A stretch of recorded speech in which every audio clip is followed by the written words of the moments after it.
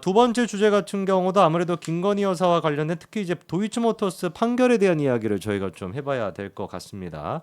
이번에 그 권익위원장까지 나와가지고 김건희 여사의 디올 파우치 그 문제가 조사가 지연이 되고 있다라는 부분에 대해서 또 입장을 밝혔거든요. 예. 법과 원칙에 따라 처리하겠다 이런 지금 입장을 밝혔다라고 하는데 아니 애당초 권익위에서 김건희 여사 이 문제에 대해서 관심을 가질 정도면은 김혜경과 관련된 것도 관심을 가져야 될 것 같은데 김건희 여사 파우치 문제가 조사가 지연되는 거는 분명히 좀 맞기는 맞습니다. 그렇죠? 예, 검찰이 예, 계속 예. 좀 시간이 끌고 있다는 느낌이 있으니까요.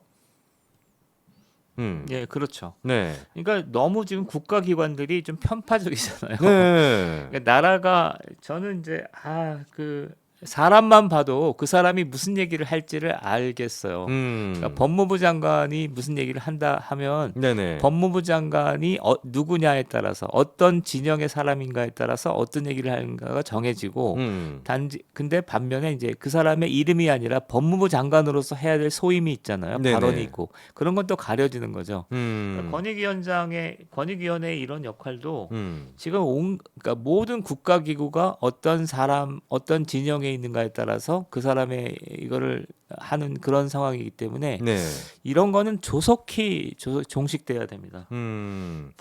그러면 지금 이제 검찰총장이랑 서울중앙지검장 두 사람 사이에 이제 좀 입장 차이가 있다라고 하는 거는 좀 어떻게 보십니까? 진짜로 김건희 여사 처리 문제에 대해 가지고 입장 차이가 좀 있다라고 보세요? 이창호 서울중앙지검장과 이원석 검찰총장이? 어떤 입장 차이가 있는 거죠? 그러니까 검찰총장은 예, 지금 이제 소환 조사가 좀 필요하다라는 지금 소환해서, 입장이고, 예. 서울중앙지검장 같은 경우는 약간 좀 결정된 게 없다라고 한 발 지금 물러서는 듯한 느낌이라서 검찰총장을 중심으로는 김건희 여사를 포토라인에 세우겠다라는 생각이 좀 예, 커 보이고, 예. 그리고 서울중앙지검장 같은 경우는 그거를 좀 이제 막고 있는 그런 뉘앙스가 있다라고 많이 해석이 되죠. 전체적으로 보면 네, 그러니까 윤석열 정부의 행보를 보면 최상병 특검 같은 것도 네, 드라이하게 그냥 끝낸 거잖아요. 음, 그러니까 정치적인 고려 없이 그냥 끝낸 거고 네네, 그다음에 김건희 여사의 문제도 그렇게 끝낼 수 있는 걸로 보이는데 네, 그리고 검찰 라인을 교체할 때 음, 이창수 중앙지검장을 할 때도 음, 뭐 그런 것들을 기대했던 건데 음, 전체적으로 보면 이원석 검찰총장이 좀 튀는 걸로 보입니다. 그러니까 윤석열 어, 정부의 전반적인 색깔에 비해서 네네. 이원석 총장이 튀는데 음. 아까 이원석 총장의 정치적 의도가 뭐냐를 우리가 얘기를 나눴잖아요. 네. 그게 잘 안 느껴져요. 그러니까 어. 오히려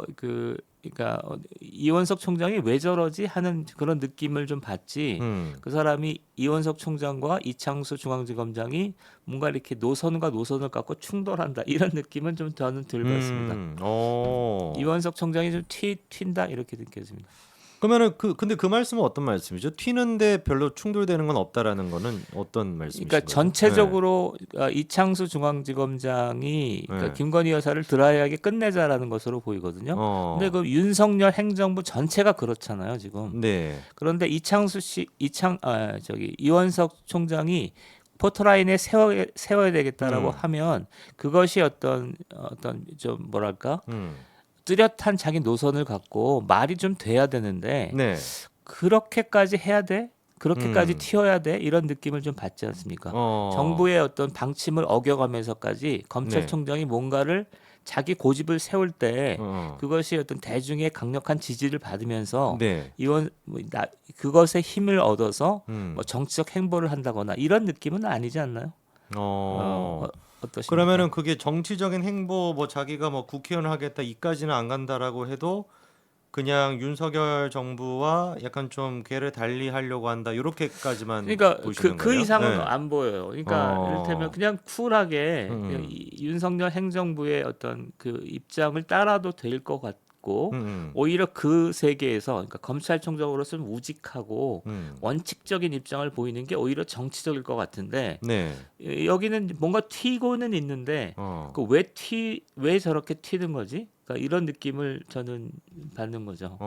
그러니까 그 왜 튀는 거지에 대한 답변으로 많은 분들이 이제 정치를 생각한다라고 보시는 것 같은데 예. 대표님 보시기에는 정치까지는 아닌 것 같고 그냥 튀는데 이유는 딱히 잘 지금 잡히지는 않는. 그러니까 정치를 네. 생각한다고 보는 사람들이 많고 저도 그렇게 보이는데 음, 그 행보가 얼마나 이렇게 좀 무게감이 안 느껴져요. 그러니까 이원석 씨의 캐릭터도 정치를 할 캐릭터인가? 그리고 저렇게 정치적인 어떤 메시지를 던지는 게 옳을까라는 의구심을 그런 생각을 많이 합니다. 그러면 지금 이원석 검찰총장이 생각하는 건 뭘까요? 일단 김건희 여사를 포토라인에 세우겠다라는 게 이원석 검찰총장의 의지는 맞는 것 같거든요. 예, 예. 네. 그렇게 보이고 그거는 윤석열 정부와 대립하는 거잖아요. 대립하는 거기 때문에 그 대립함을 통해서 무언가 자기의 어떤 검찰총장의 어떤 선명한 이미지를 구축을 하고 이걸 가지고 정치적이든 뭐든 하겠다라는 거잖아요. 네. 그런데 그게 그렇게 무게감이 안 느껴지죠. 그러니까 윤석열 검찰총장, 중앙지검장이 했을 때랑은 좀 다른 느낌 아닙니까? 윤석열 총장은 정부의 부당한 지시를 대통령의 부당한 지시를 맞서 싸운다 이런 이미지가 있었는데 네. 이원석 총장은 그러려고 하는 것 같은데 그게 저게 맞서 싸우는 거야? 그런 게 별로 안 느껴지는 거죠. 그럼 임기가 9월까지다 보니까 그 전까지는 또 어떻게 될지는 모르겠네요. 더 좀 강하게 반발할 수 있는 가능성도 분명히 있겠네요. 강하게 반발할 수도 있고 좀 그러니까 용두사미처럼 사그라들 수도 있고 저는 그렇다고 봅니다. 그러니까 여론의 주목을 받기는 좀 어려운 캐릭터 같습니다.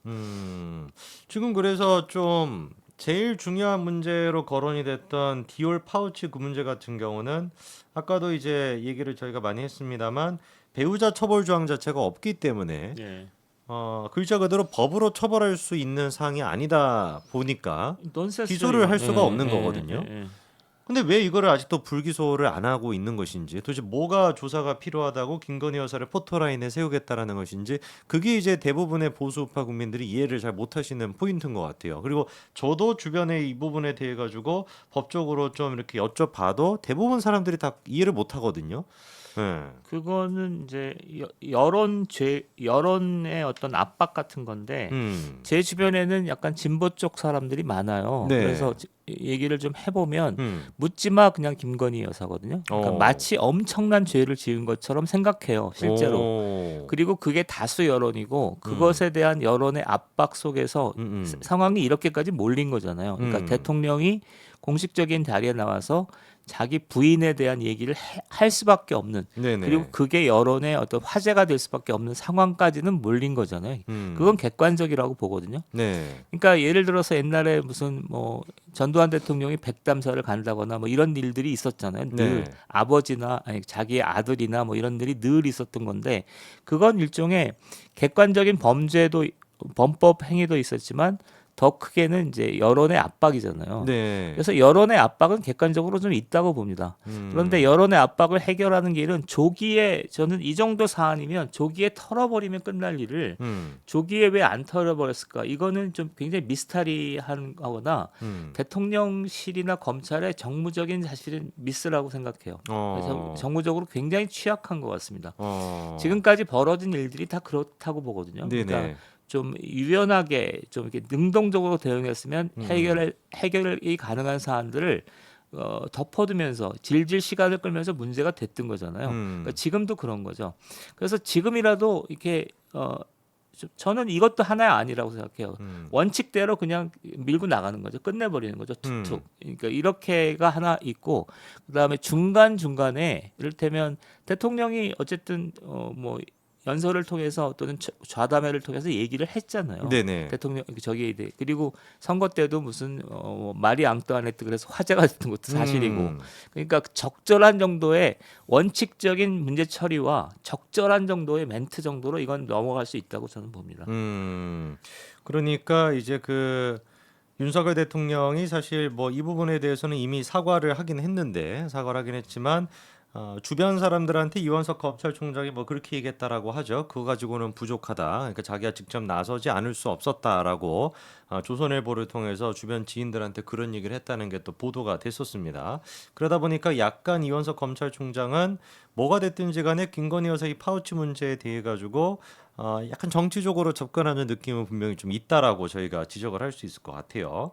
그리고 이제 도이치모터스 관련돼서도 왜 기소를 하거나 불기소를 하거나 결정을 짓지 않냐라는 질문에 대해서 검찰의 입장은 2심 재판 결과를 지켜보겠다라고 지금 얘기를 하는데 1심 재판에서 같은 경우는 분명히 이제 김건희 여사의 계좌 거래 중에서 49건이 유죄라고 결정은 내렸습니다만 근데 그게 김건희 여사의 계좌를 49건 정도 사용이 된 케이스가 불법이라는 네. 것이지 김건희 여사가 직접적으로 불법을 저지르거나 그리고 또 기소가 됐던 이모 씨와 김건희 여사가 뭔가 서로 뭐 협약 같은 걸 맺어가지고 수익이 발생한 걸 뭐 가져갔는지 이런 것도 없다라는 거거든요. 공모하지 않았다라고 사실상 이제 1심 재판부가 결정을 내린 것인데 4년 가까이를 수사하고 1심 재판을 하고 김건희 여사에 대한 그런 게 아무것도 나오지 않았는데 이것도 좀 지금의 검찰이 충분히 불기소할 수 있는 문제인 거 아니겠습니까? 예, 그렇게 봅니다. 네. 1심 재판 뭐 이런 정도라면 왜 검찰이 조기에 조기에 털어버리지 않았는지가 그러니까요. 의구심이 드는 상황이죠. 그러니까 문재인 정부 때야 당연히 이성윤이었으니까 이성윤이다 예, 예, 보니까 의도적으로 왜냐면 한동훈 전 위원장에 대한 것도 계속해가지고 불기소를 안 하고 끌지 않았습니까 시간을 예, 예.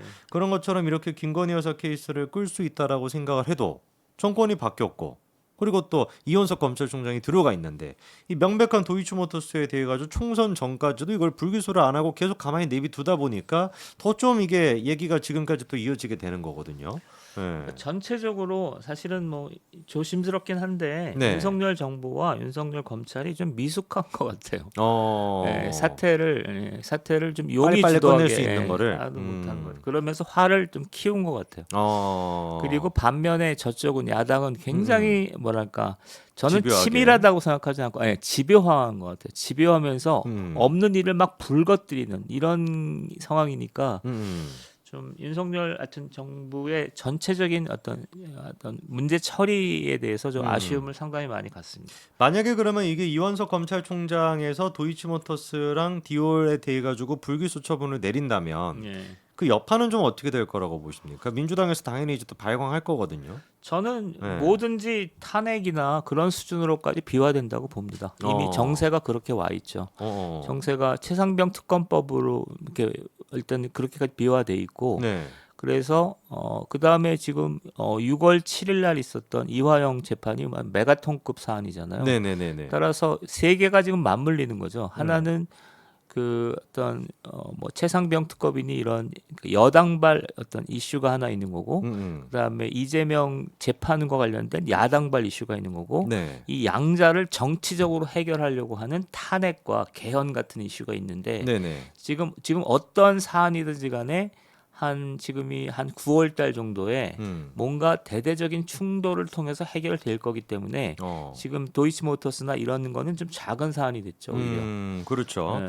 오히려 이제 그 얘기해 주신 것처럼 이재명 쪽에도 지금 이제 이화영의 네. 1심 재판 결과가 나오다 보니까 그거를 또 묻기 위해 가지고 특검이다 뭐 탄핵이다 이런 얘기를 하고 있지만 이재명의 사법 리스크 그리고 또 윤석열 정부의 뭐 나전 지지율도 있지만 이런 것들이 다 복합적으로 지금 엮여 네. 있어가지고 사실 그 김건희 여사에 대한 이 파우치 문제 같은 경우는 대표님 얘기하신 것처럼 별로 그렇게 딱히 중요하지도 않은 비중이 좀 떨어지는 듯한 그런 느낌도 있습니다. 그러니까 야당이 볼 때도 최상병 특검법이 오히려 좀 먼저 시동을 걸잖아요. 네. 그러니까 이를테면 민주유공자법 이걸 갖고 뭐 탄핵으로 가지는 않을 거잖아요. 그렇죠. 예. 그러니까 탄핵으로 가는 뇌관을 찾을 것 같아요. 그러니까 뇌관이 일단 1번 뇌관이 이제 최상병 특검법이고 김건희 특별법 같은 거를 저울질할 텐데 이 중에서 전체적인 상황을 끝까지 밀고 나갈 수 있는 사안이 무엇인가를 이리저리 찾을 거라고 저는 봅니다. 그 중에서 지금 이런 정도라면 야당이 볼 때 김건희 여사 문제는 의외로 강력한 동인이 되지는 않겠구나. 휘발성이 좀 약하구나. 저라면 그렇게 판단할 것 같습니다. 그렇습니다. 그래서 이원석 검찰총장도 이런 지금 일촉즉발입니다. 사실 정말 일촉즉발의 상황에서 정치적인 고려를 할 것이 아니라 법과 원칙대로 빠르게 두 가지 사건에 대해서 불기소 처분을 내리셔야 될 것 같다라고 말씀을 드리고 여기서 한번 요 얘기는 정리해 보겠습니다.